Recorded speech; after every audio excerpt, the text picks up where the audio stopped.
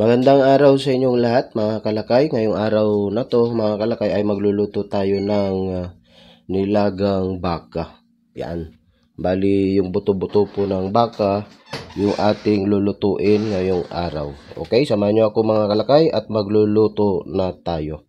Okay, bali maglagay tayo ng mantika dito mga kalakay at igigisa natin yung ating bawang.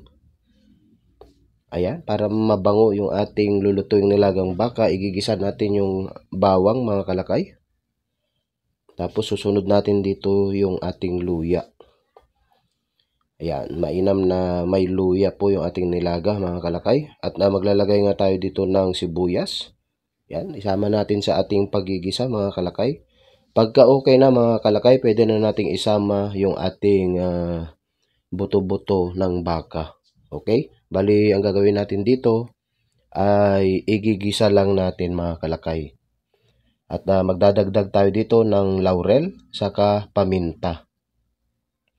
Yan, mainam na pag nagigisa tayo is ilagay na natin yung ating paminta saka yung ating laurel. Yan, para manuot yung lasa ng laurel. Yan, pampabango kasi sa niluluto yan mga kalakay, yung ating paminta saka yung ating laurel. Bali maglalagay ako dito na ng 4 na baso ng tubig para sa ating pagpapalambot. Okay? Ipapalambot lang natin to mga kalakay ng kahit mga 45 minutes. Yan, para sadyang malambot talaga yung ating buto-buto ng baka. Okay? Bali yung baka mga kalakay, nabili pa natin ito sa Silang Cavite. Yan, nung pauwi tayo galing Calatagan, Batangas. Yan.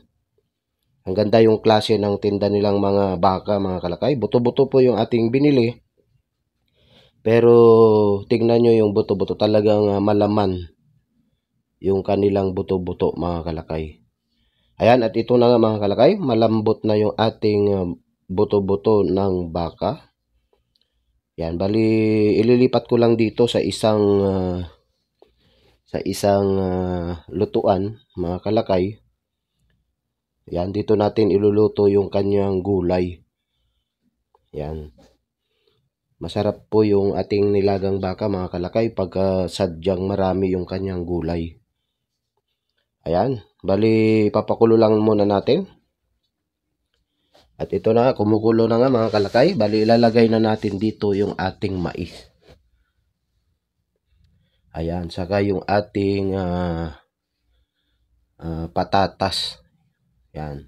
Pagsabayin na natin mga kalakay yung ating mais saka yung ating patatas. Yan, iluluto natin yung ating mais saka patatas mga kalakay. Ayan. Talagang masarap tong niluluto natin mga kalakay. Yan, takpan lang natin mga kalakay para maluto yung ating nilagay na patatas saka mais. At ito na nga mga kalakay, kulong-kulo na po siya. Bali ilalagay na natin dito yung ating bagyo beans saka yung ating siling haba. Yan.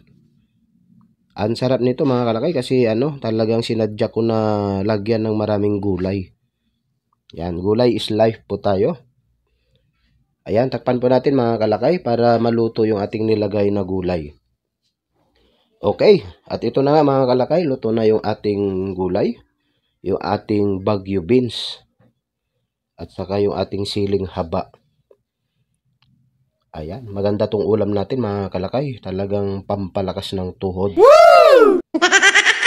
Ayan. At ilalagay na nga natin dito yung ating repolyo mga kalakay. Ayan. Talagang punong-puno na yung ating lutuan mga kalakay.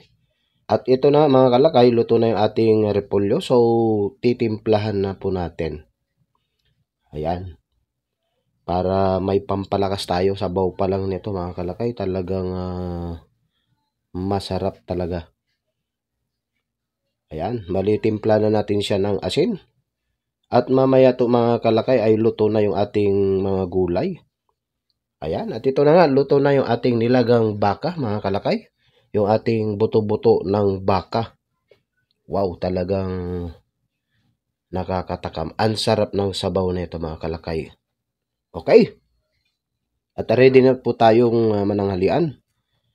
Yan, para may pampalakas tayo ng tuhod. Wow! Okay, salamat mga kalakay sa pagsama nyo sa bidyong ito.